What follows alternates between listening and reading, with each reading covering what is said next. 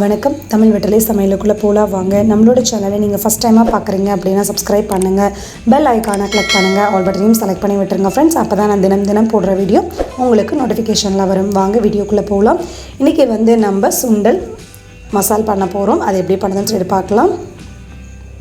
சுண்டல் இன்றைக்கி நான் ஒரு கப் அளவு 8 மணி நேரம் ஊற வச்சுட்டு தண்ணியெல்லாம் வடிச்சிட்டு நம்ம குக்கரில் சேர்த்தாச்சு. சுண்டல் முழுகிற அளவு தண்ணி, கொஞ்சம் உப்பு சேர்த்து 5 விசில் போல் விட்டு எடுத்துக்கலாம். அது அப்படியே இருக்கட்டும்.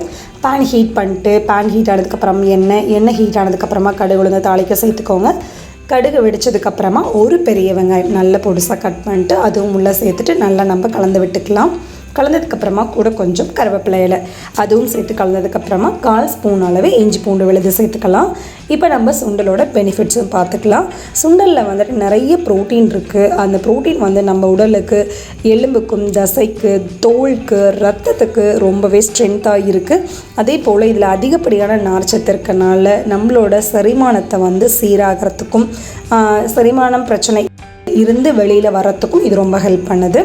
இஞ்சி பூண்டு பேஸ்ட்டு சேர்த்ததுக்கப்புறமா தனி மிளகாத்தூள் சேர்த்துக்கலாம். அதுக்கப்புறமா 1/2 ஸ்பூன் அளவு கரம் மசாலா தூள் சேர்த்துக்கலாம். சேர்த்துட்டு இப்போ இது எல்லாத்தையும் நல்லா நம்ம கலந்து விட்டுடலாம். நம்ம இந்த சுண்டல் சாப்பிட்டோம் அப்படின்னா நமக்கு இதயம் சம்மந்தமாக பிரச்சனை வராமல் தடுக்கிறதுக்கு இந்த சுண்டல் ரொம்பவே ஹெல்ப் பண்ணுது. அதே போல் இரத்த நாளங்களில் கொழுப்பு தங்காமல் தடுக்கிறதுக்கும் இந்த சுண்டல் ரொம்ப ஹெல்ப் பண்ணுது. அதே போல் ஹெச்பி லெவல் கம்மியாக இருக்கிறவங்க நீங்கள் இந்த சுண்டல் எடுத்துக்கிட்டு வந்தீங்க அப்படின்னா உங்களோட ஹெச்பி லெவல் இன்க்ரீஸ் ஆகிறதுக்கும், இரத்த சோகையில் இருக்கிற பர்சன்ஸும் நீங்கள் இதை தாராளமாக எடுத்துக்கலாம். நம்ம வேக வச்ச சுண்டலை தண்ணி வடிச்சிட்டு உள்ளே சேர்த்துட்டு இப்போ நல்லா நம்ம கலந்துக்கலாம்.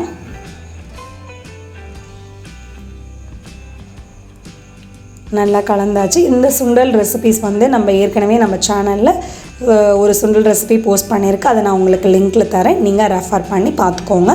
அந்த டைப் வேணாலும் நீங்கள் அந்த டைப் செஞ்சுக்கலாம். இல்லை இந்த மெத்தடு உங்களுக்கு ஈஸியாக இருக்குது, பிடிச்சிருக்கு அப்படின்னா நீங்கள் இந்த மெத்தடும் செஞ்சுக்கலாம். கொஞ்சம் மல்லி இலை சேர்த்துட்டு நல்லா கலந்து விட்டுக்கலாம். நல்லா கலந்ததுக்கப்புறமா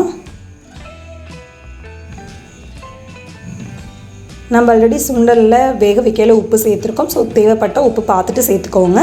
துருவன தேங்காய் ஒரு சின்ன கப்பில் அளவு சேர்த்துக்கலாம். சேர்த்துட்டு இப்போ இதையும் நல்லா கலந்து விட்டுக்கலாம். நம்ம அந்த சுண்டல் ரெசிபி நான் உங்களுக்கு லிங்க்கில் தரேன். நீங்கள் தேவைன்னா ரெஃபர் பண்ணி பார்த்துக்கோங்க. இப்போ இந்த சுண்டல் நம்ம டக்குன்னு செஞ்சு முடிச்சாச்சு. இப்போ இதை நல்லா நம்ம கலந்ததுக்கப்புறமா சுட ஈவினிங் ஸ்நாக்காவோ மார்னிங் டிஃபனோடையும் கலந்து சாப்பிட்றதுக்கு ரொம்ப சூப்பரான ஐட்டம் நம்மளோட சுண்டல் ரெசிபி தயாராகிருச்சு. ஈஸியான அந்த ரெசிபியை எப்படி இருக்குன்னு சொல்லிட்டு ட்ரை பண்ணுங்கள். நம்மளோட சேனலுக்கு கமெண்ட் பண்ணுங்கள். அப்போ தான் நாளைக்கு நான் போஸ்ட் பண்ணுற வீடியோ உங்களுக்கு நோட்டிஃபிகேஷனில் வரும். தேங்க்யூ.